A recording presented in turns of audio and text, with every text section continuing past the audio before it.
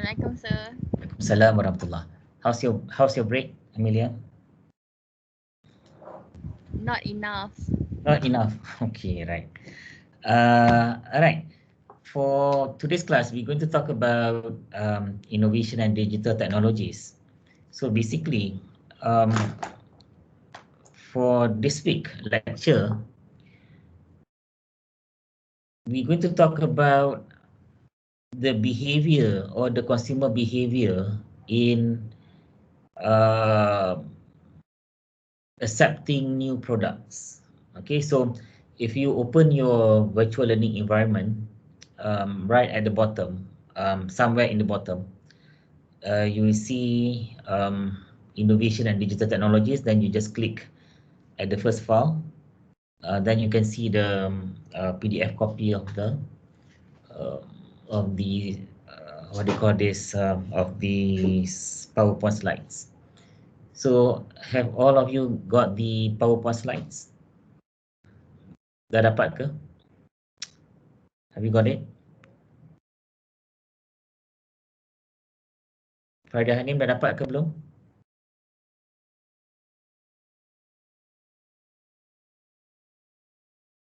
Belum, sir. Kejap. Belum lagi. Okay, right. So dah dapat cakap ya? So I can proceed. I don't know, Hayat, have you found the PowerPoint slides in your VLE? Sir, apa tajuk dia? Innovation and digital technologies. Let me check.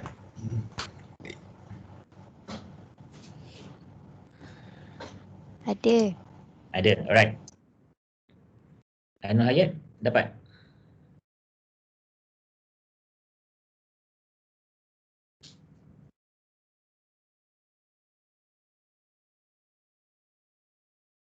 So I assume everyone got it, yeah? So as I said this week, what we're going to talk about is how consumer behave in reacting to the new product or the new technologies.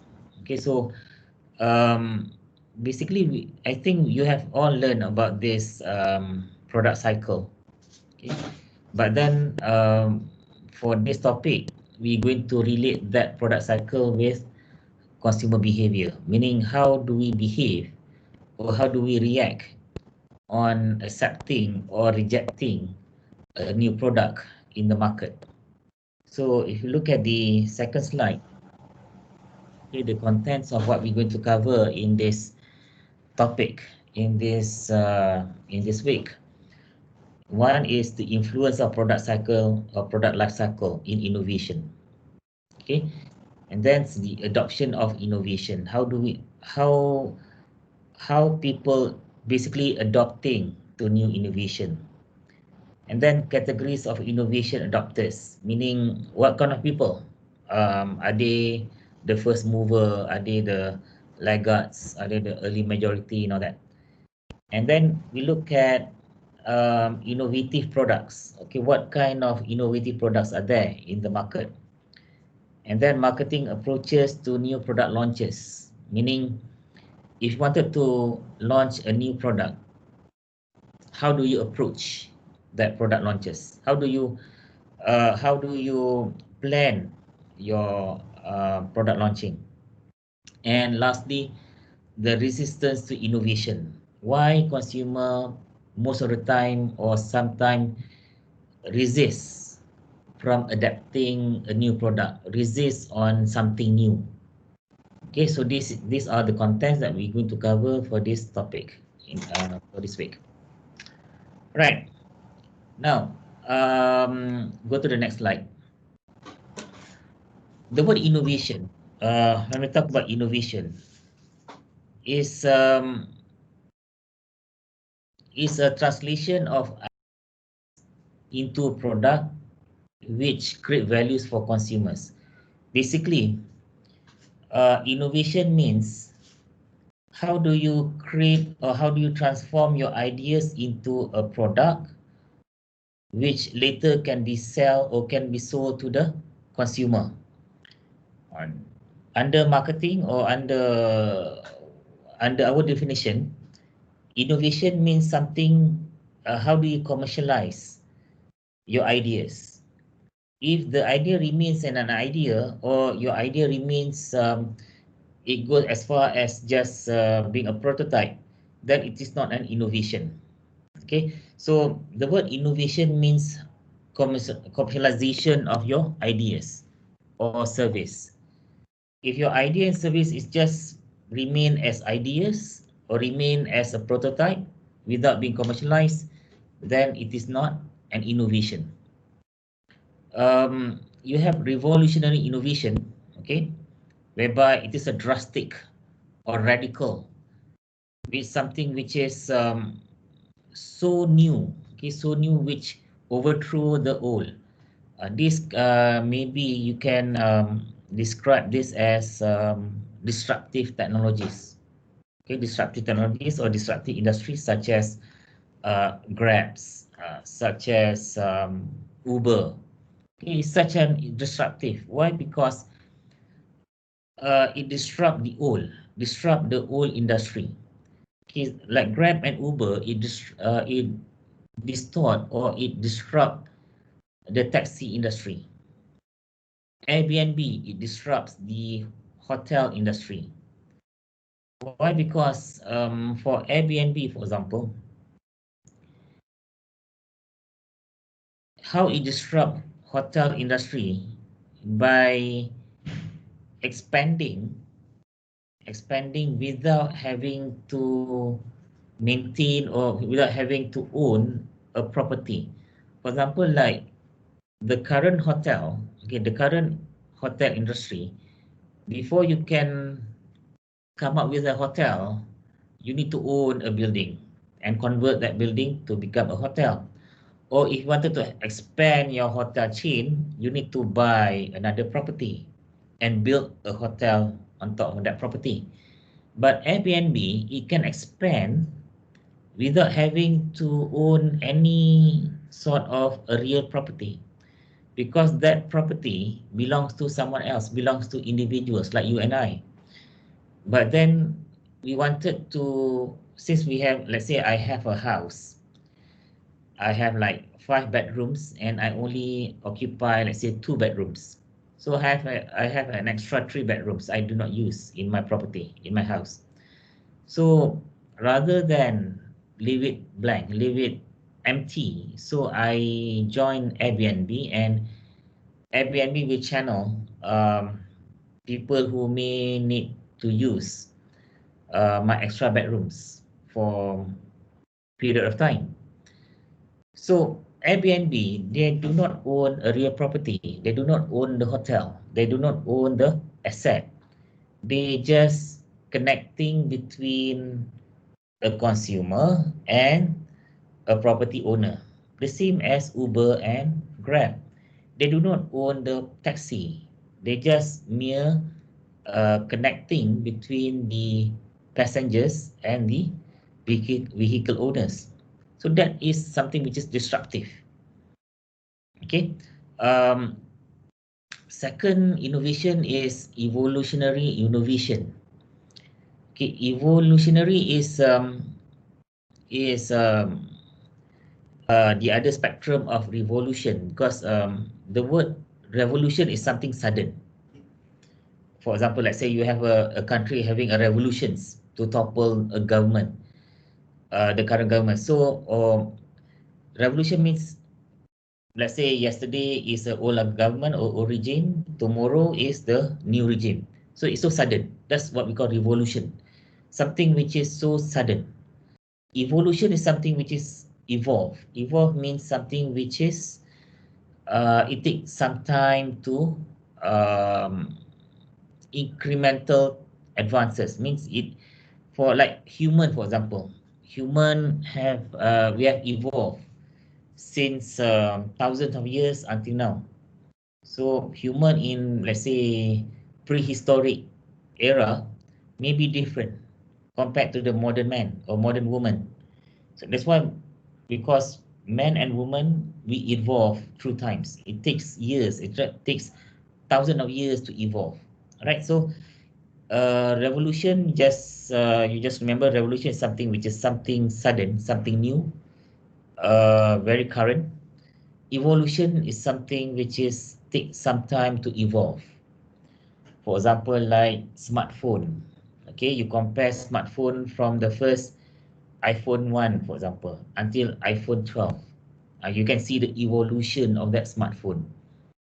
And that is what we call evolution. It added value through times. All right. So any questions about what's the difference between revolution and evolutions? No question. Hmm? Tak ada. Alright. Okay. Let's move on. Okay. This is a very short lecture. Anyway. Now, next slide, you can see the influence of social media in decision-making process. Okay. Now, if you look at a different type of social media, okay, it has, although it is sum up in one category of social media, but if you look at a particular social media to another, for example, Facebook and Instagram, for example, if you look closely, although they are both social media, but somehow they have their own characteristic. Somehow it has certain criteria which may influence the consumer behavior or the consumer intention or consumer decision based on the criteria of that particular social media. For example, like you see Twitter and Facebook, for example, at the slide. Twitter is what? Twitter is a microblogging social site, and it can only cater for 140 characters. Okay. But if you compare that with Facebook, Facebook is something that you can write your thesis in this in your Facebook. You can like write whatever you want in this in Facebook. Okay, you can write your mini novel in Facebook. Why? Because it has no limits to numbers of characters. Then you look at the age demographic, based on age, those who are using Facebook and Twitter, for example. All right, you may see a different. Definitely, Facebook, Instagram, it has different demographic. All right, for example, like although Facebook can also um, you can post video in Facebook. Instagram also you can post videos, but in Instagram they limit to 60 seconds, 1 minute videos. Compare that with Facebook, whereby you can have longer videos. All right, and then you look at the demographic. Okay, the demographic for Facebook is around age 25 to 34. Instagram is lower than that. Okay, lower than 25 or maybe around 28 below. Okay, using Instagram. If you look at interestingly, if you look at the slide under Instagram, most followed brand in Instagram is National Geographic. Okay, National Geographic, not Kim Kardashian, yeah. National Geographic. So, but although you say that you are using more Instagram, okay, but if you look at the active users, Instagram is only around 700 million, and Facebook is around 2.01 billion. So these numbers, okay, these numbers of users can also influence your decision when you wanted to advertise your product. You wanted to communicate with your consumers. You may say that Instagram is the in thing, TikTok is the in thing, but based on users, numbers of users, still Facebook, the bulk of the consumers are still in Facebook. Okay, you compare that 2.1 billion compared to 700 million with to Instagram. How about TikTok? How many users? Do you know how many users for TikTok? Anyone?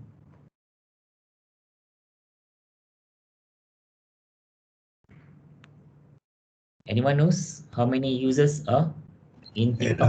850 million. 850 million right now. Yes. How do you get that? Oh, what's your source? Monthly Google. active users. Yeah, Google. Google. All right, cool. So it's 800 million, right? But compared to Facebook, still 2.01 billion. But still, although, okay, you may also argue that, hey, look, although Facebook have 2 billion users and TikTok only like 800 million users, but you may argue that, okay, the demographic, meaning those who are using TikTok and Facebook are two different demographic profile, correct? Facebook, maybe you got old people, the baby boomers also in Facebook. But if you are concentrating on Gen Y, for example, then you may wanted to focus on TikTok. Why? Because although the numbers in TikTok is lower, but the demographic is different. Okay, so those are the consideration when you wanted to advertise your product and service. But this slide is also interesting because it includes LinkedIn. Okay, so if you look at LinkedIn, what is the difference between LinkedIn and the rest of the social media in the slide? When do you use LinkedIn?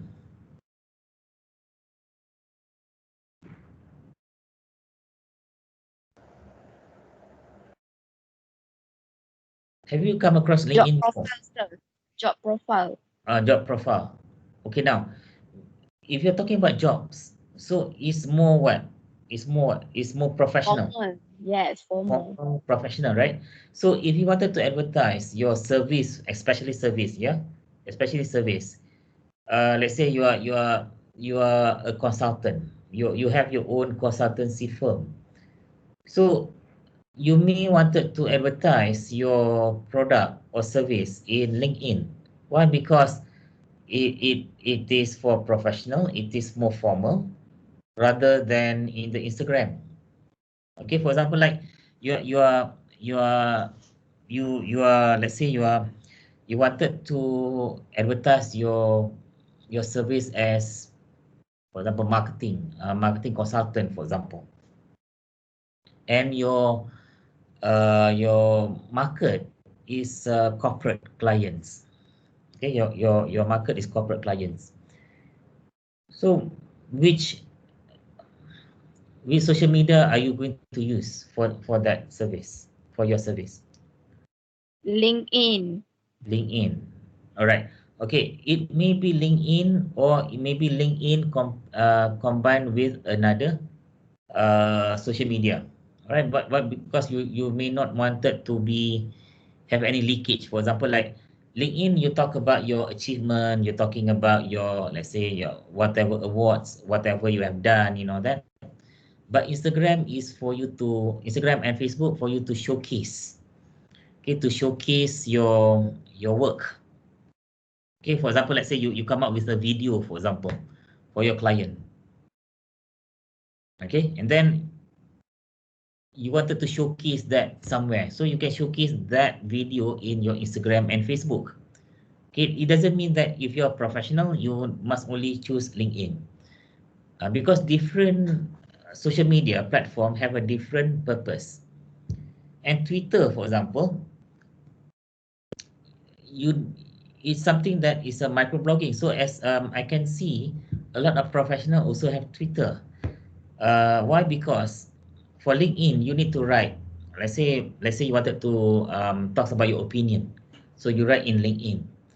But as and when you have an idea, or as and when you have an opinion about certain issues, it is maybe difficult for you to put it in LinkedIn. it may be easier for you to put in your ideas or opinion in Twitter. Okay, because there's a lot of professional in Twitter as well.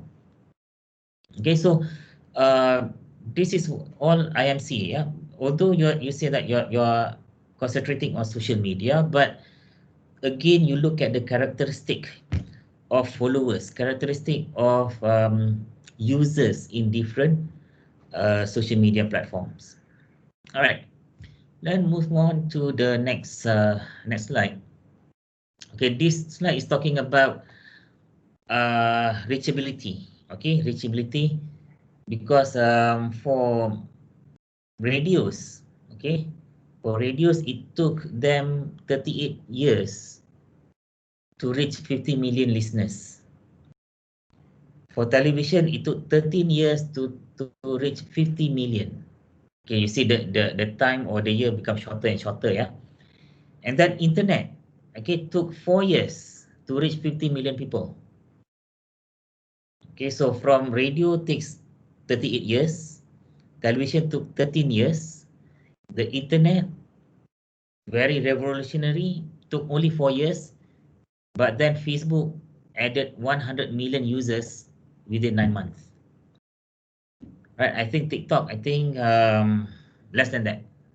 Is it? Perhaps. So now, what is the product life cycle exactly? Okay, because for radios, okay, radios take 38 years to mature, right? And television took 13 years to mature. Internet took 4 years to mature. And Facebook take 9 months to mature and make profit. Okay, so this is what we call product life cycle. So if you look at the next slide, product life cycle illustrates the process of introduction, meaning the first stage when you introduce your product into the market.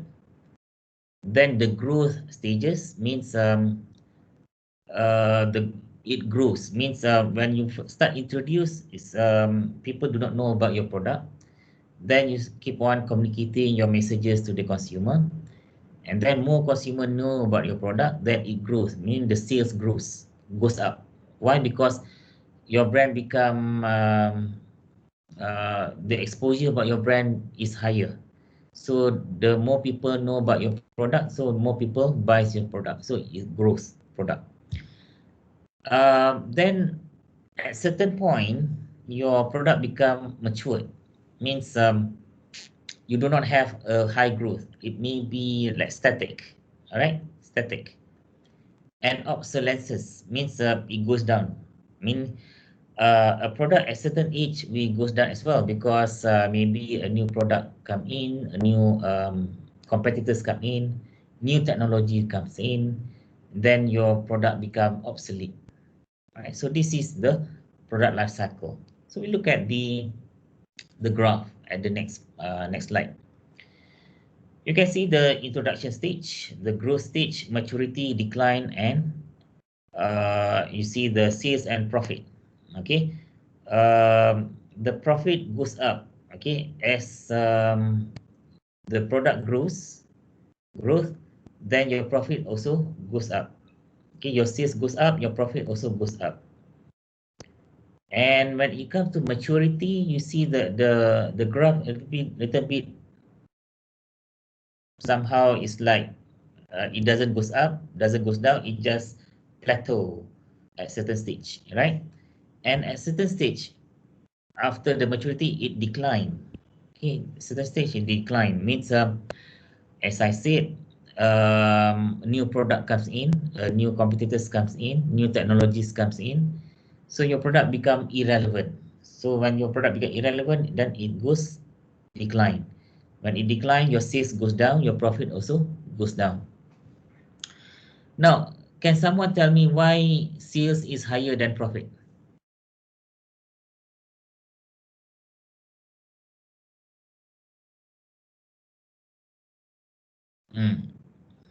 Why is sales is higher than profit?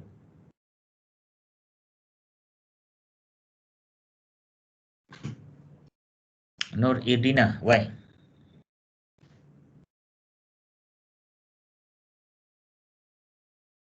Nor Idina? Nor Idina? Yes, sir. Can you tell me why the graph, you look at the graph in the slide, why the sales is always higher than profit? Why cannot profit goes more than sales, or it become the same? Why?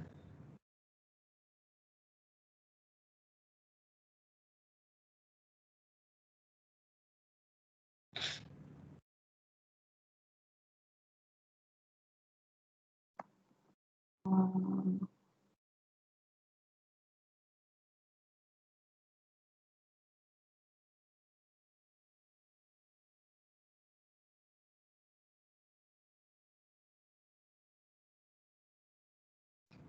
What is in between? If you look at the graph, okay, you look at the graph, sales is higher than profit, right? Correct? No, ah, yes. so what is in between? Between sales and profit?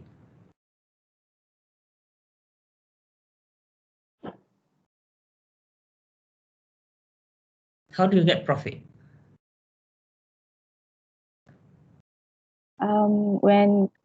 When the goods or service was sold, so we get the Okay. profit. When you sell, you get profit. Ah. Is that so? Sales is combination of what?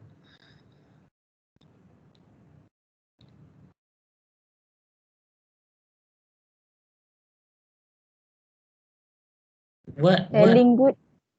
Yeah, when you're selling you sell your goods or service, your sales is inclusive of what?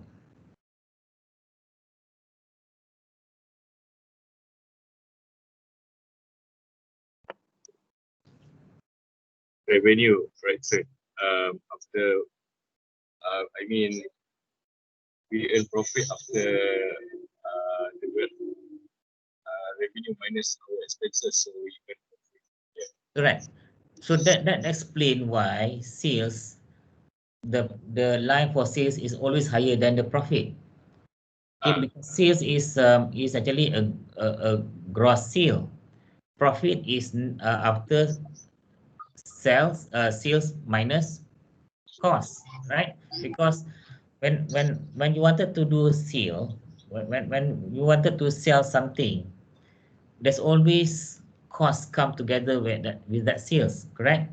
For example, like say you wanted to sell this iPhone, for example. Okay, you wanted to sell this iPhone. So this iPhone doesn't come magically, miraculously come, okay, this is iPhone. There must be some you need to produce this iPhone, correct? You need to produce this iPhone. So when you wanted to produce something, in order to sell something, you need to have costs. So the moment you have your sales, all right, it doesn't mean that you are profiting from that. Okay, for example, like the first introduction of you look at the graph when you first introduce your product, okay, the profit is negative. Okay, the profit negative means you doesn't make any money here in the introduction stage. You only make money at the growth stage. Okay, you make money at the growth stage, and then you make more money at your maturity stage, and you start losing money at the decline stage. Okay, so when you look at the numbers, when you look at something, when you look at the illustration, you must be able to analyze why sales is higher than profit. Why when we first introduce the product, the profit is negative. Those are the things which we call you need to analyze and you need to think. Okay, why is that so? You can't just accept as it is. You need to really ask yourself, why is this graph is like this? Okay, so some student ask me, Okay, after I gave marks for your individual assignment and all that, Sharin, why my mark is not to my expectation? I said that it lack analysis. So this is what I meant by analysis. You look at the graph, then you ask yourself, why is this graph like this? What makes the graph looks like this? Why? There must be a reason why. So when you ask question, okay, to become analytical, you need to really ask yourself questions and questions and questions. Because if you write something, okay, if you write something, let's say for your assignment and for your final exam later on, when you give me a statement, then if I can still ask a question based on that statement, means your statement is not complete. Your explanation is not complete. There are things that you have neglected. There are things that you have not covered. But then if you have give me a paragraph, then based on that paragraph, it is okay, meaning I can't ask any more question. Everything has been answered in that paragraph. Then meaning you have covered all bases. But if you give me a sentence, you give me a paragraph, then I can still ask you question. Meaning you have not covered all bases. You have not covered all aspects that is required from you. For example, like say you say saya makan, then I can ask you, awak makan apa? Meaning that sentence saya makan is not complete. I can still ask you, awak makan apa? Say your jawapan saya makan nasi. Then my next question is, awak makan nasi dengan apa? Okay, so the rule of the thumb is to become analytical, you need to really ask question yourself, all right, before you give it to the audience, give it to the reader for whatever you are written. You really need to ask question yourself. When you read that sentence, then you ask yourself, all right, can I understand this? Okay, can I understand this sentence? Can I understand what I've written? You can do this, okay. What I practice, whatever I write, okay, I will write something, okay, I write something, let's say an assignment, and let's say I write a thesis or paper for publication, for example. I will write whatever I think, whatever idea that come to my mind, I will just put it there. And then I just set aside. And after 2 or 3 days, I will revisit that paper. Okay, whatever I write, I will read again. And I see whether it does make sense. All right, does make sense. Because when you leave it 2 or 3 days, then when you re-look at it again, you looking at the assignment or you looking at the paper with your fresh eyes, with fresh energy. You may look at it differently. Okay, you may say that, you may think that, my sentence is not complete. Okay, I may have missed something. Okay, my grammar is upside down. Okay, so you rewrite again. Okay, but then it's not something which you need to come up something from the scratch. It's just amending here and there. Just make you tighten up the loose end. Then you keep it aside again. Then after 1 day or 2 days, then you revisit that paper again and read again that paper. So that's why when I said that for assignment, your individual or your group assignment, whatever you're going to write, it's better for you to finish it early. Okay, the problem is when we finish just on time. Okay, you need to submit, let's say 12 o'clock, then you finish at 11:30. Then you can't do proofreading, you can't revisit whatever you've written again, because the lack of time.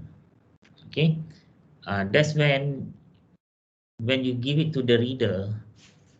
When people read your, let's say, your assignment, your report, and the reader can't understand what you're talking about, it doesn't make sense. All right. So that's the tactic, or that's the strategy for you to write your assignment. Okay, whatever report that you're going to do in the future, that is the strategy. Write, rewrite, and rewrite again. Okay. Right. Okay. Now let's go to the next slide. Why do we need to look at this product cycle? Okay. Because I'm sure that you have seen this product cycle from the other subjects. But why I show it again? Why consumer behavior talk about this again? Right. I think this product cycle, I think you learn in product management, you know that, right? But why in consumer behavior topic we revisit this concept again, the product cycle stages? Why? Because at every product life cycle, at every product life stages, the consumer will behave differently. Okay, for example, like the introduction of a new product, for example. Okay, some people will react to the introduction of something new differently. Some are more receptive, some are more hesitant, some a bit wait and see, some doesn't like the new thing at all. So all of us have this behavior. Okay, whenever we are given something new, all of us, you and I, okay, we react differently to something new. Okay, it depends, because it depends on our behavior, it depends on our schematic, it depends on our perception on something. Okay, so the consumer behave differently in the different product life cycle. For example, you look at the next slide. To be accepted, okay, for example, for you to get your product to be accepted by the consumer. Okay, so you wanted the curve, okay, you wanted the curve to be not like this, to be like this, okay, to be easily accepted by the consumer. So the principle is for you to ideally develop product that become culturally anchored to the modern life. Meaning, for example, like you look at the life right now. Okay, you look at the life right now. What are the things, or what are the technology which suit the current lifestyle? It can be a electronic device.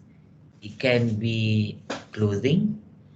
It can be as like this tumbler. Okay, it can be anything, but it need to suit the modern life. For example, like let's say you come up with this tumbler which is made of glass, for example, which is very heavy, very fragile, okay, and very costly, because to have a glass tumbler is very costly. So does it is it can be accepted by the consumer? Can the consumer, the current consumer, accept that kind of products? So when you come up with a product, you need to think whether that product is culturally anchored to that society. Okay, so those are the that's how consumer behavior helps you in coming up with a new product. Right, any question at this stage? Ada soalan tak? Soalan? Ada?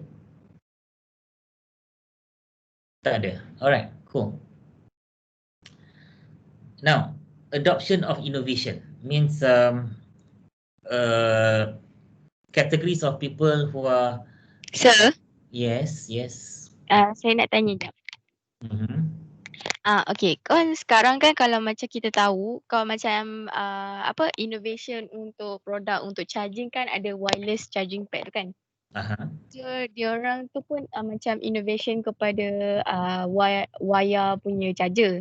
So benda tu kan macam baru jugalah kiranya. So benda tu dia sekarang ni boleh dikatakan masih lagi growth or maturity dia punya life cycle tu. I would say it's innovation. I would say it's what they call this is still at the adoption stage. Meaning when you look at the graph just now, okay, at the introduction stage. Why? Because when you come up with a charger, okay, a charger which wireless charger, okay, all this while we're using wires, and suddenly you don't have wires, it's wireless charger. So it's an introduction. For example, I give you one example, like when iPhone 12, okay, whoever buy iPhone 12, they are so shocked. They do not have a charger. You have a wire, but you don't have a charger. All right, so shocked. Everybody shocked to find out that there's no charger in the box.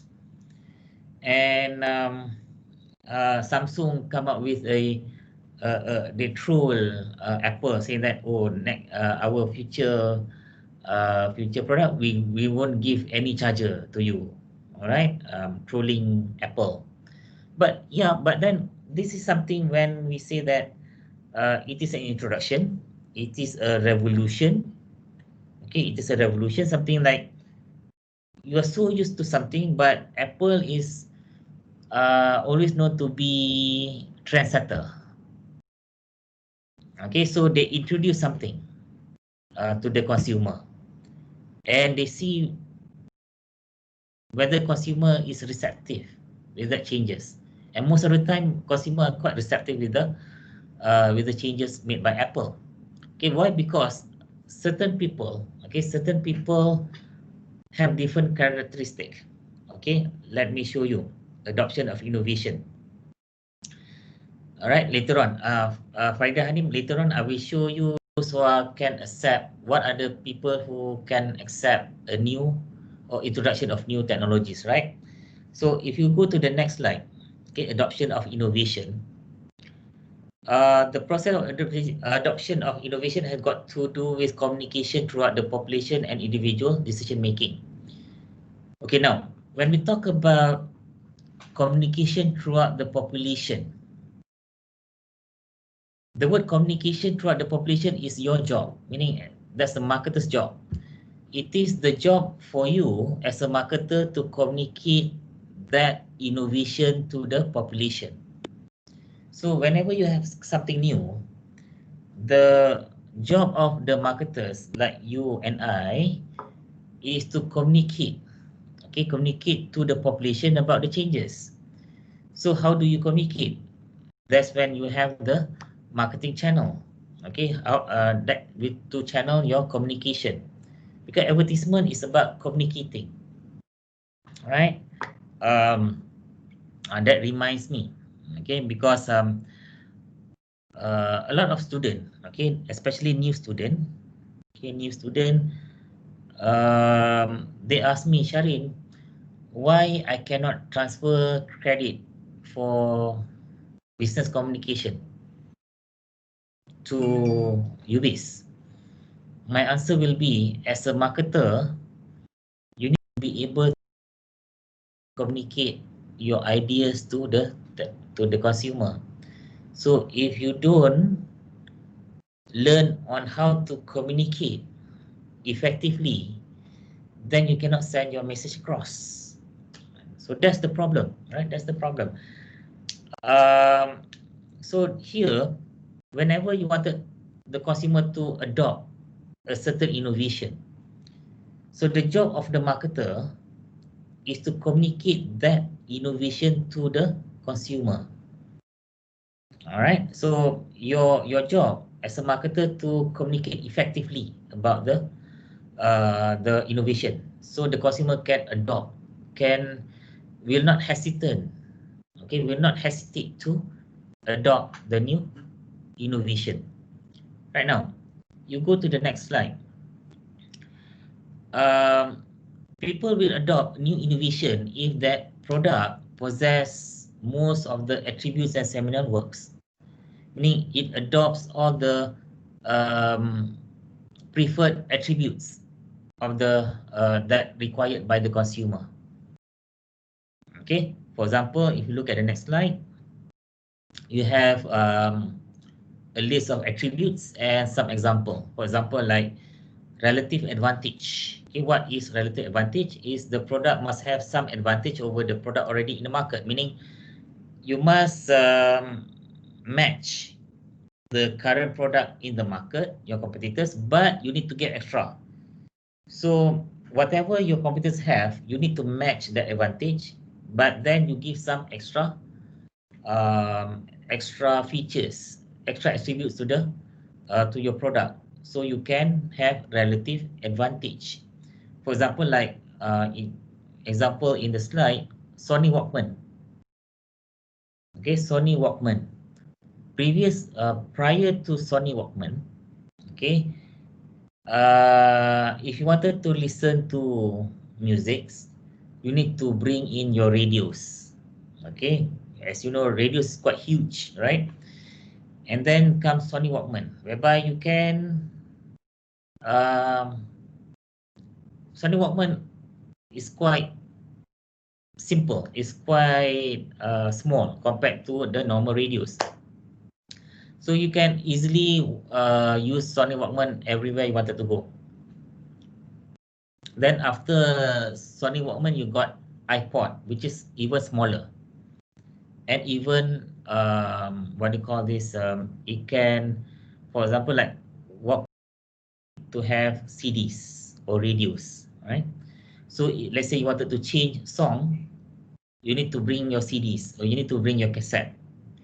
But iPod changed that. iPod, you can store the song in the iPod itself, and you can store thousands of songs in iPod. So you don't have to carry your CDs or your cassette everywhere you go. Okay, so that's what we call relative advantage. Then compatibility means your product need to be compatible, need to be resonate with the lifestyle of your consumer. For example, like now, the way we watch TV, the way we want to watch any program, TV contents.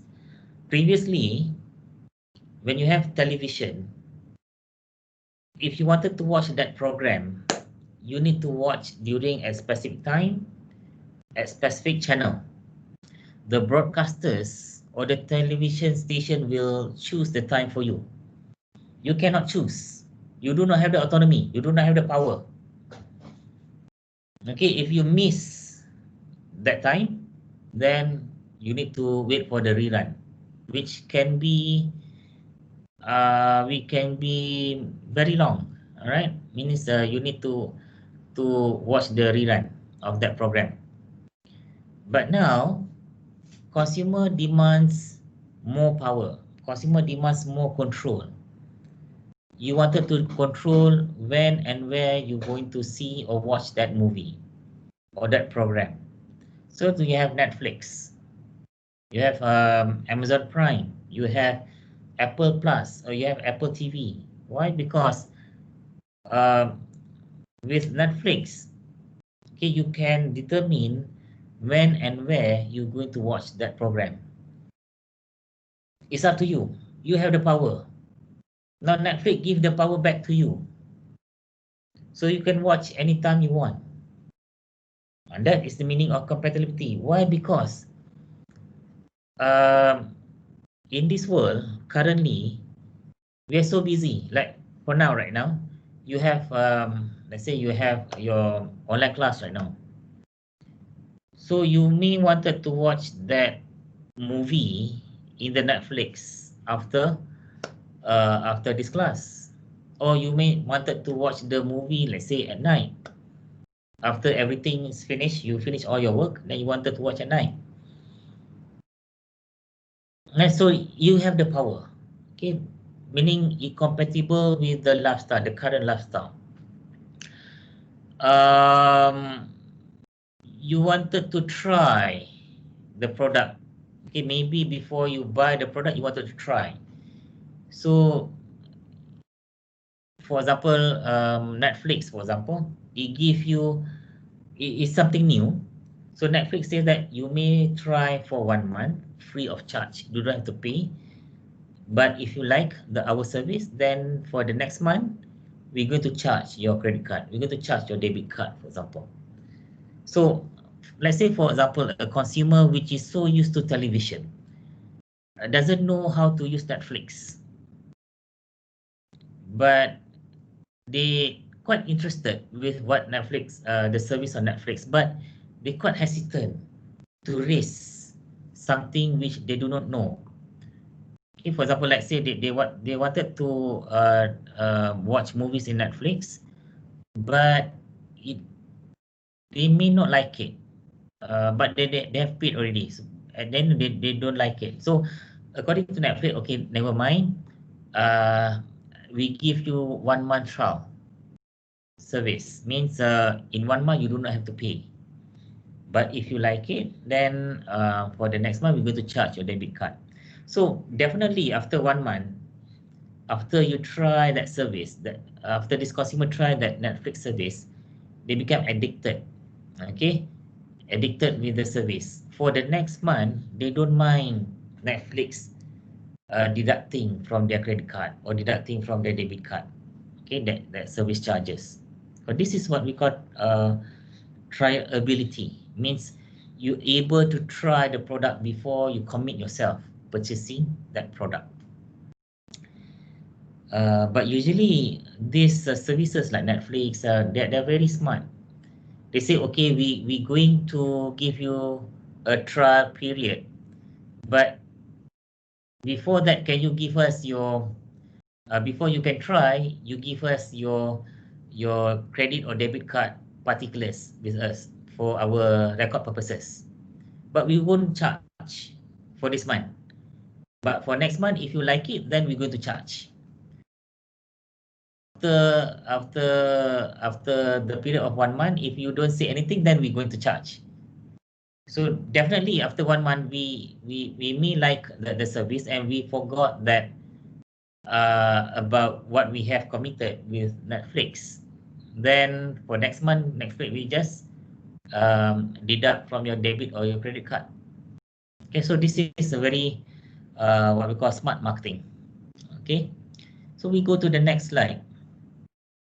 Okay, diffusion of innovation means now we're going to slowly answering Farida Hanim question. Okay, on accepting a new innovation.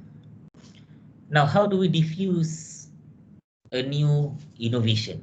How do we explain how people adapting to new things? Okay, there are a few adoption models. You have AIDA. There's a lot, more than 5. Okay, I just give you 5 here. You have AIDA. You have adoption process model. You have hierarchy of effect model. You have Robertson model. You have Rogers model.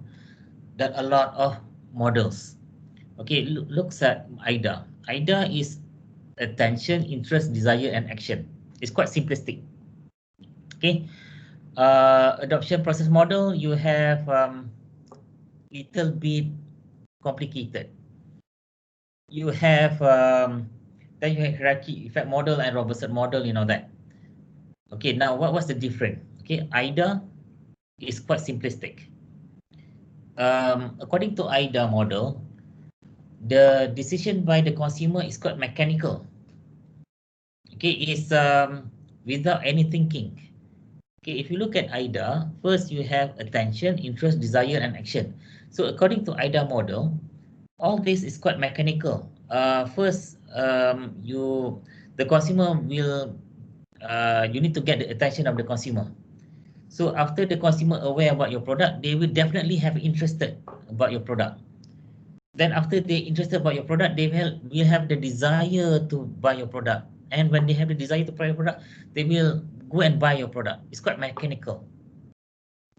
Something which is very presumptive, very based on assumption that if people aware about your product, they will have the interest to buy your product.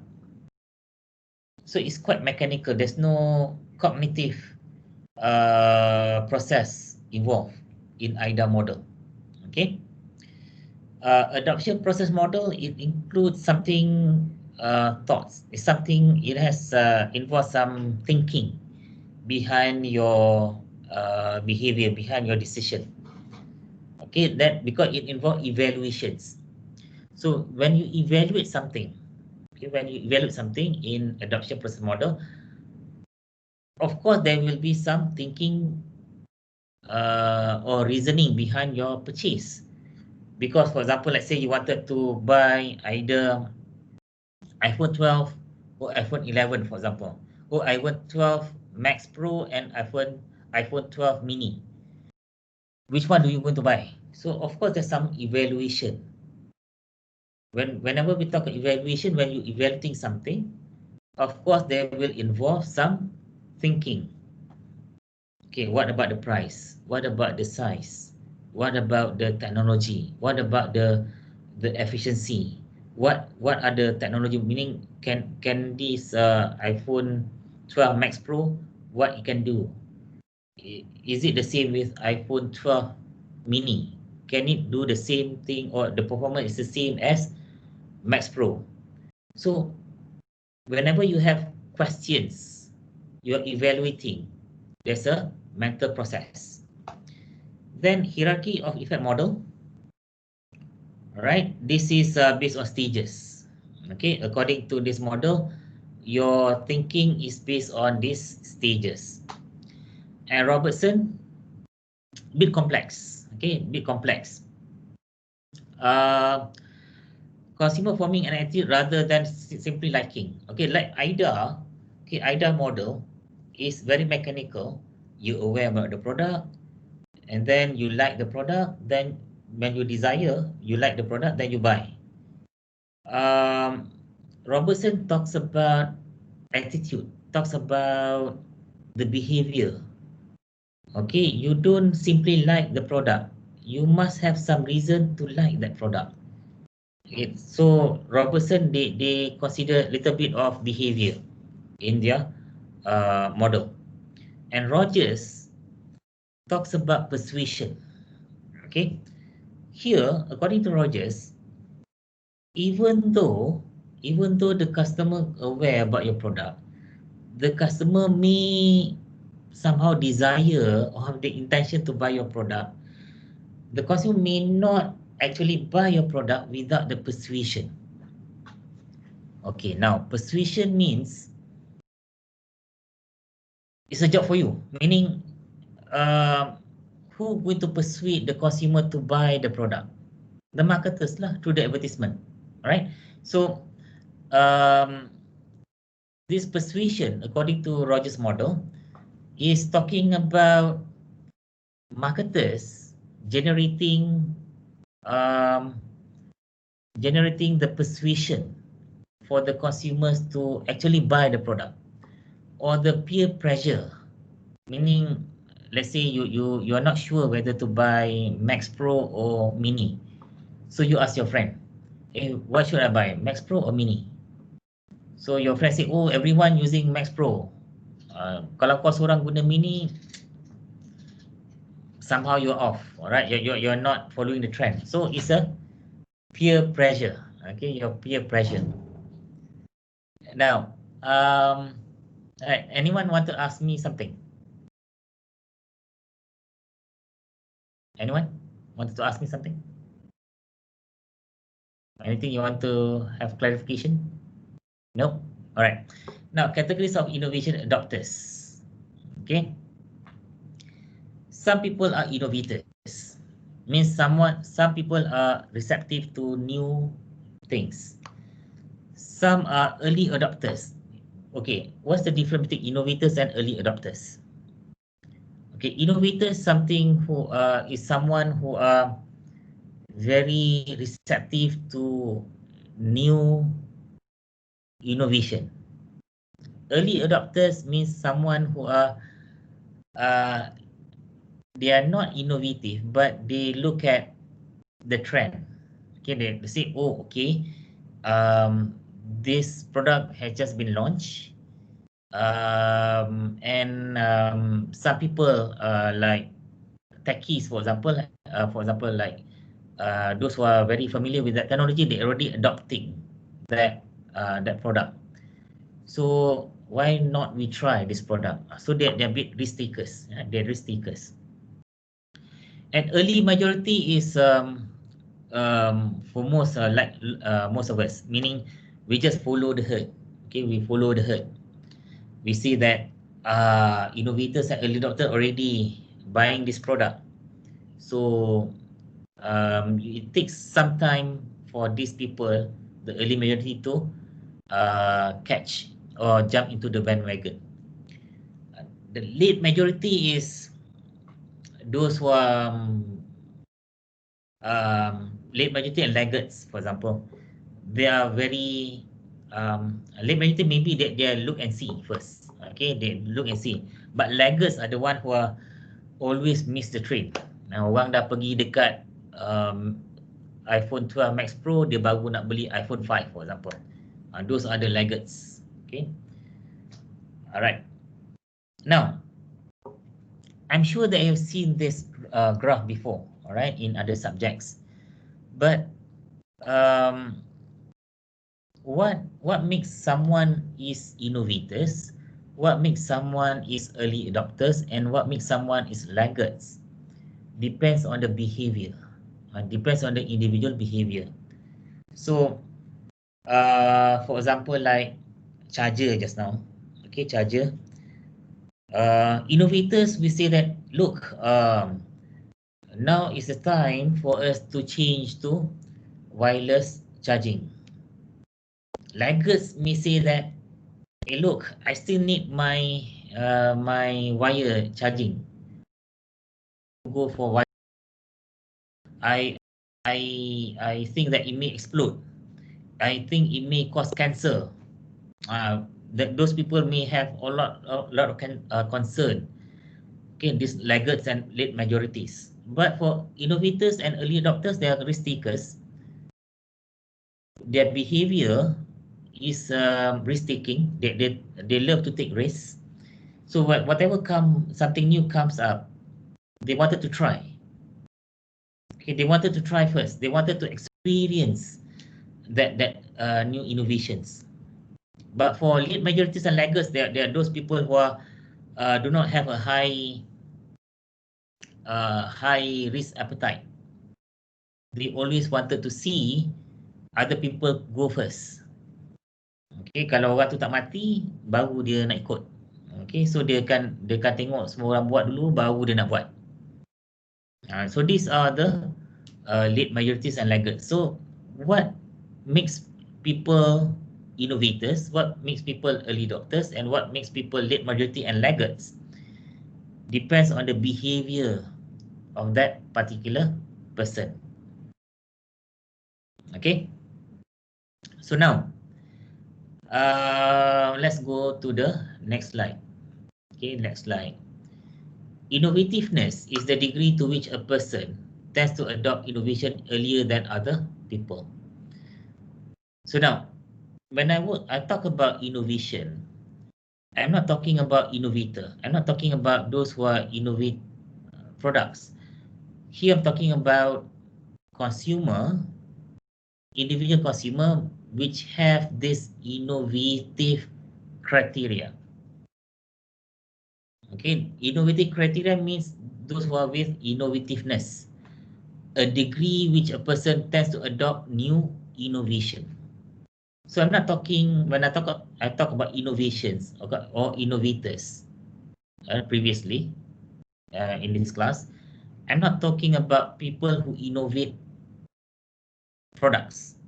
I'm talking about a consumer who has this innovative characteristic. Okay, all right. Did I make myself clear about the concept of innovation or the concept of innovative characteristic or innovative behavior in this class? Yes, sir. Okay, cool. Now, how can we measure innovativeness? Okay, meaning to say, how do you know whether you are innovative or are you laggards? All right, you can use Goldsmith-Hoffacker 6 question, or you can use socio-economic variables like education, literacy. Means are you a well-educated person? Are you technology literate, or are you technology illiterate? Are you of higher social status? Are you on the upward social mobility? Meaning you are from B40 and then you go up to M40, then you go up to the top 20. All right. Are you commercial rather than subsistence orientation? Are you more favorable attitude towards credit? Okay, those are the variables, okay, to determine whether you are innovative or not. Now, cognitive innovators are those who seek intellectual experience. Means those people who seek intellectual experience like you guys. Okay, you enroll to the university shows that you are cognitive innovators. Why? Because you wanted to experience, not only experience, you wanted to experience intellectual experience. When you sign up for a seminar, you are those who are seeking intellectual experience. When you sign up for summer camp, you are not summer camp. You sign up for a conference, for example. You are seeking intellectual experience. That compared to sensory experience. For example, like if you sign up for summer camp, for example, you are seeking sensory experience. You go to the Disneyland. You're seeking sensory experience. Okay, now Disneyland. Okay, Disneyland, they are selling experience. They're not selling Mickey Mouse. They're not selling Minnie Mouse. They're not selling Donald Duck. But they're selling experience. Why? Because why people go to Disneyland? Because they wanted to experience how is it to be in Disneyland, and the feel good feeling. And that what we call sensory experience. Why? Because when you go to Disneyland, you see the castle, you see the Mickey Mouse, you see the Minnie Mouse, and at night, before they close the operations, they have fireworks, right? Then you can see the fireworks, you can hear the fireworks cracking, you can smell the fireworks, okay? That's what we call sensory experience. Those who are signed up for whitewater rafting, for example, they're not seeking intellectual experience. They're not learning anything, but they are seeking sensory experience. The adrenaline rush. Okay, right. Let's move on to the next slide. Okay, next slide. Can we wait for a while for the azan? Okay. Right. Right. You wait for the azan first.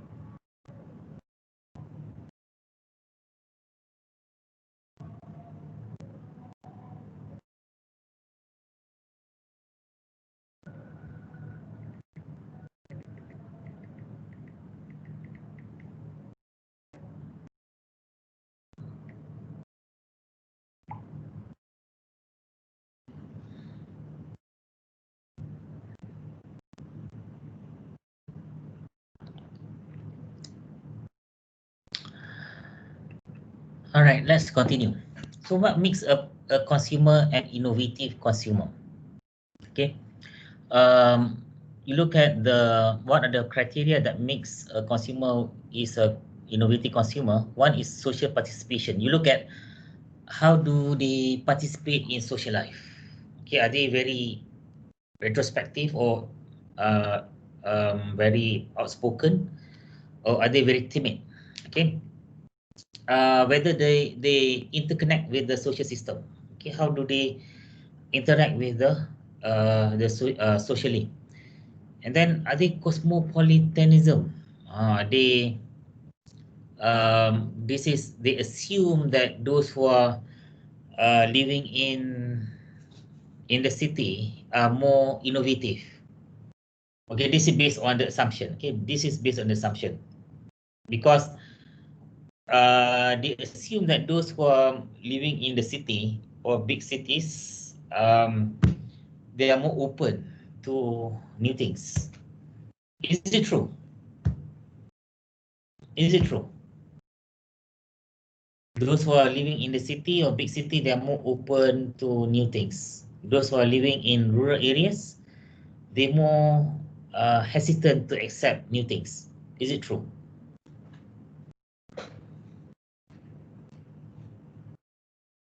Guys, betul ke?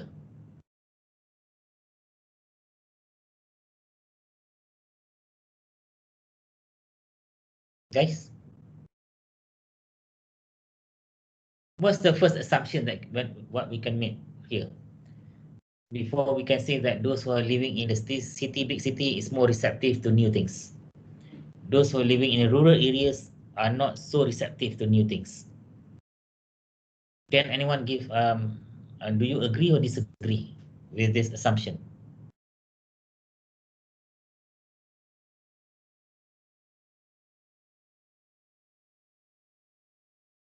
Putri Nojana?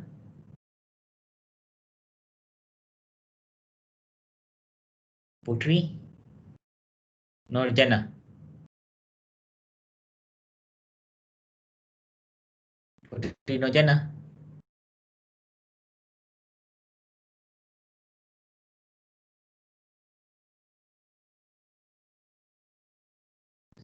Siti Nur Syazwani? Yes, sir. Do you agree with my statement? Sorry, sir, tadi sekat. Do you agree that those who are living in the big cities are more receptive to new innovation compared to those who are staying in rural areas? They are very hesitant to accept.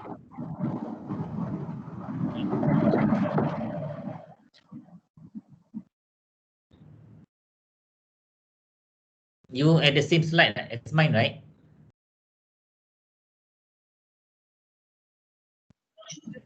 Yes, sir. Awak nampak slide tu kan, ada social participation, interconnectiveness, cosmopolitanism. Okay, so cosmopolitanism means they assume that those who are living in the big city are more receptive to innovation. Do you agree?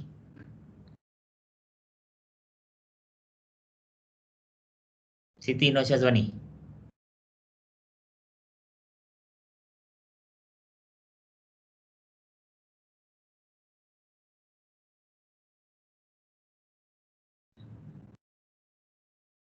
Where are you? Yes, sir, yes. Ya, cepatlah jawab. Saya tanya opinion je, bukannya saya tanya apa betul tak salah dalam textbook. Saya tanya opinion awak sahaja. Okay. I think saya kata acceptive kan tadi. Yeah, so what's your opinion? Yes. Why?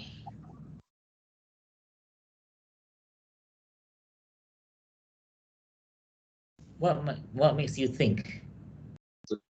Because people in urban area macam tak ada pendedahan rasa the latest gadget ke, the latest technology, That's why they hesitate about the innovation of certain product. I think. Okay. All right. More exposures. More exposures, you think? Less Right. exposure. So, people who are with less exposures, less information, they are less receptive to innovation. Is it? Yes. To a certain extent, yes, correct. But it's always exceptions, right? It's always exceptions. Because you can go to anywhere.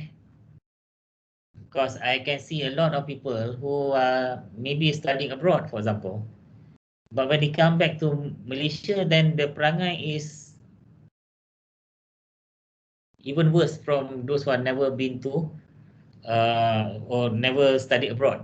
Macam perangai buat perangai kampung dia. No, no. It's like that. Okay, maybe some exception. Okay, some such a anomaly. You know that. Okay, always outliers.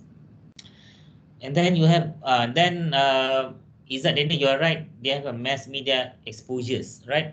The more exposures, especially in mass media, then the more you become innovative consumer.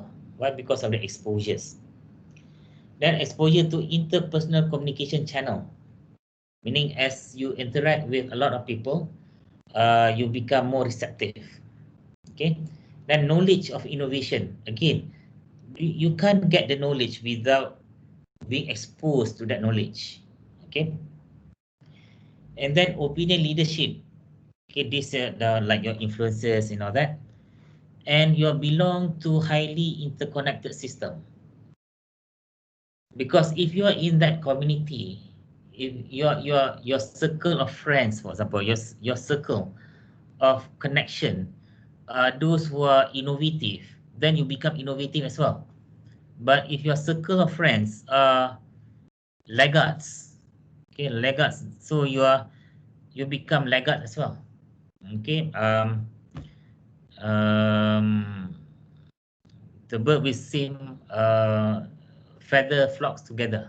Okay, maksudnya burung pipit terbang bersama burung pipit, burung enggang terbang dengan burung enggang, something like that. Okay, macam itulah lebih kurangnya. Right, any question? Tak ada question. Bagus. And then next group, next slide. Fig and Price in 1987 identified a group of influencers called market mavens, who is someone that have intense interest in and high knowledge of a specific category of product. Means they're experts. Okay, you may say that these are the influencers, but they are not only influencers, they are expert in that particular product.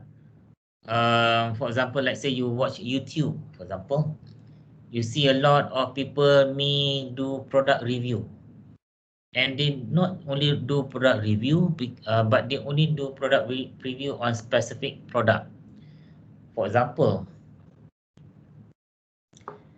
those who are expert in running shoes, for example, they will only do product review on running shoes. They won't do product reviews on let's say iPhone or in a smartphone. Why? Because his or her specialty is on running shoes. So when they specialize in certain product, so they have been recognized as someone who is very knowledgeable, very expert on a specific product. So when you're being recognized as an expert in certain field or certain product, then you can become an influencer. Meaning to say,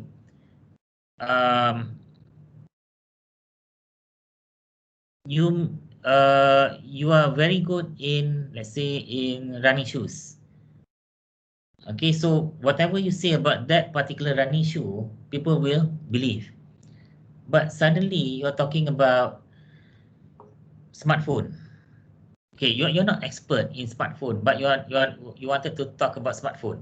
So nobody going to believe whatever your product review on that smartphone. Okay, so influencers are different with famous people. Okay, sometimes we mix up between the two. We think that famous people or celebrities are influencers, and the other way around. Not necessarily. Famous people, yes. For example, Obama is famous, but let's say you wanted to buy a running shoes. Are you going to follow Obama's advice on running shoes? No, right? You're going to someone who is expert in running or running shoes, for example. Then they are influencers for running shoes product. Although that the one who is expert in running shoes may not be as famous as Obama, but he is influential in that particular category of product. All right. All right. Next slide, innovative products. What are innovations? What are categories of innovations? One is continuous innovation, means like smartphone. Every year you have different type of smartphone, but every year it become you have more and more features, more and more attributes of the smartphone. That what we call continuous innovation. Then you have dynamically continuous innovation, is a change that affecting the core function of the product. Okay, one, you have continuous innovation. Second one, you have dynamic continuous innovation. Dynamic continuous innovation, it is a continuous innovation, but it affects the core functions of the product. Meaning the function of product totally change to something else. Okay, and this continuous innovation is a product which is what they call this a game changer, a disruptive technology, something new. For example, like iPod. Okay, when it first introduced, it's totally new product. You do not have any product before iPod similar to iPod. When you have iPhone, before iPhone there's no smartphone, so iPhone is the first smartphone to the market. It's a discontinuous innovation. It disrupts the previous technology. It disrupts the previous phone, mobile phones. It disrupts BlackBerry. It disrupts Nokia. It disrupts Ericsson. Okay? Totally new. Okay, totally new. Suddenly, BlackBerry become irrelevant. Suddenly, taxi become irrelevant. Suddenly, hotel become irrelevant. Suddenly, the conventional banking become irrelevant. Why? Because we have internet banking, we have Airbnb, we have Uber, we have Grabs. Okay, it discontinue the previous technology. The previous technology become obsolete. The previous technology become irrelevant. It become a dinosaur technology. Right, marketing approach to a new product launches. Next slide. Now, when you wanted to launch a new product, there are a few approaches. Okay, there are a few steps. One, you need people to recognize, people to aware about your product. Not only about your product, people need to be aware about the advantage of your product, what your product can do. What is your product? How your product different from the previous product? How your product from your competitors? Those are things that consumer need to recognize, need consumer to be aware of. Then pre-purchase activities or search. How can the consumer get information about your product? Is it through media? Is it through newspaper? Is it through radios? Is it through demonstration? So those are pre-purchase activities. Then evaluating the purchase decision means after the consumer aware about your product, they need to evaluate your product. They need to they need to be persuaded. Okay, they need to be persuaded to buy your product. This is where you come in. Okay, basically 1, 2, 3 is your job. Okay, you need to communicate about your product to the consumer. You need to identify where and when the consumer will get the information about your product, and then you need to determine how are you going to persuade the consumer to actually buy your product.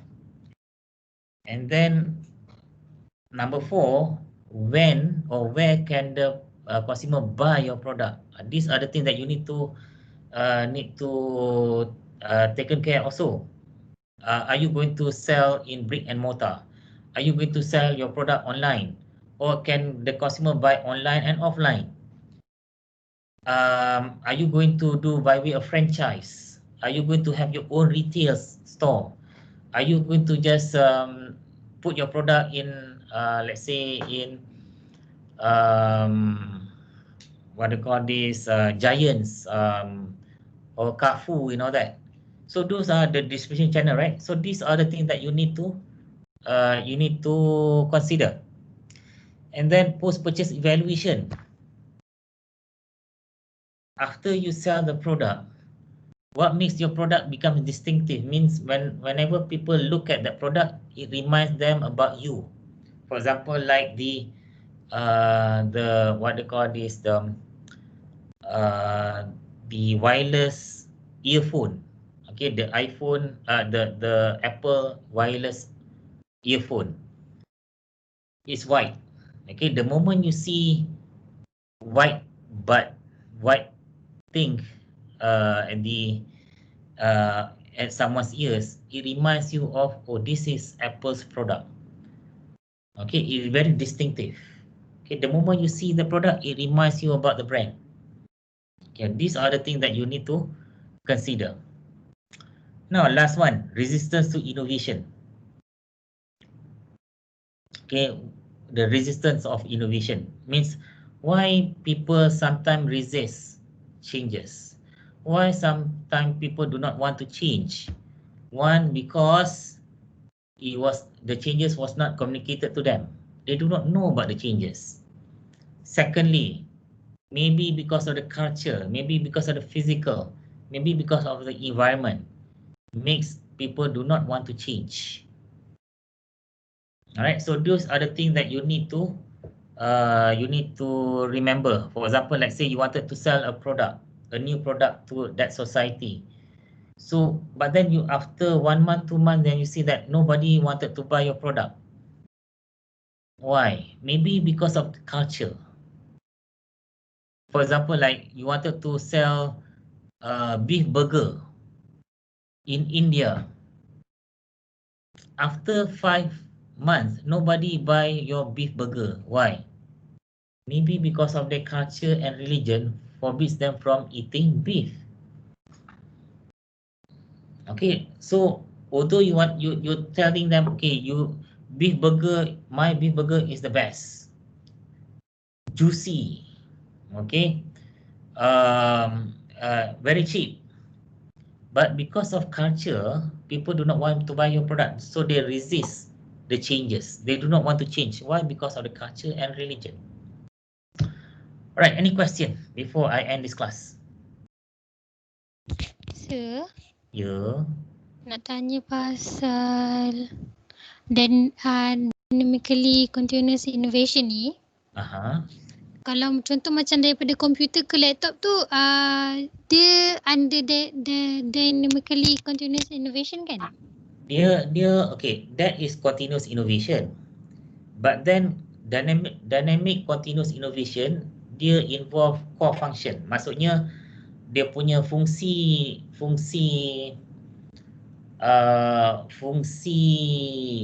produk tu berubah. For example, like handphone ataupun phone lah, okay, phone.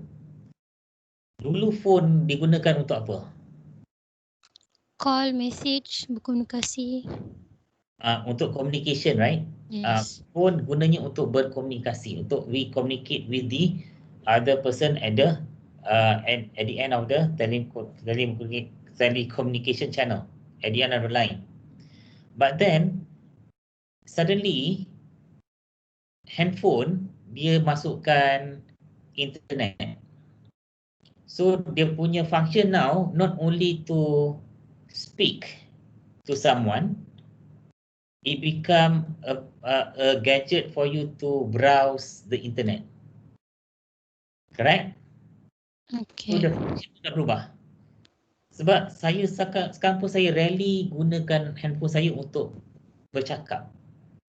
Saya banyak gunakan untuk browse the internet. And after this, dia berubah lagi. Dia maksudnya awak masukkan games, for example. So now, function phone tu dah berubah. Instead of communication, dia dah jadi gadget untuk bermain video games. You use the handphone not to communicate but to play video game. Social. Bukan social dah. Kalau awak main video game memang awak tak bersosial. Alright? Okay. So the function is now I'm not saying that gamers are not socially active people. Maksud saya kalau awak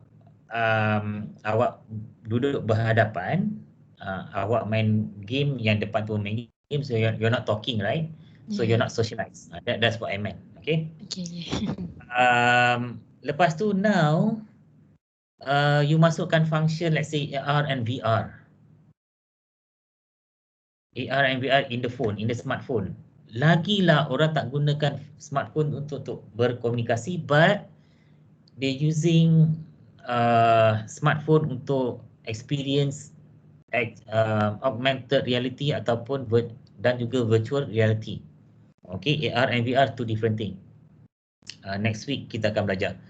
So that's what I'm trying to say about dynamic continuous innovation, meaning the core functions of that product had changed.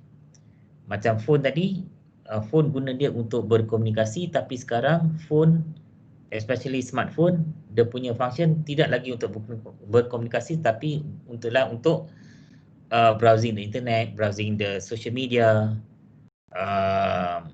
to play games, alright? So the core functions, okay, the core functions changes.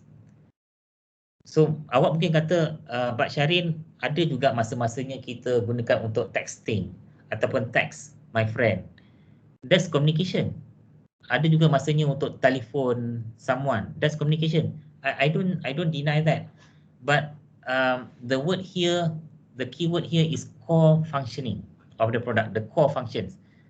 Core function smartphone dulu ialah untuk berkomunikasi, tapi sekarang core function ialah untuk browse the internet ataupun play games.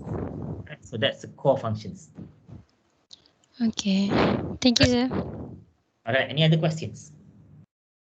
Tak ada. Kalau tak ada,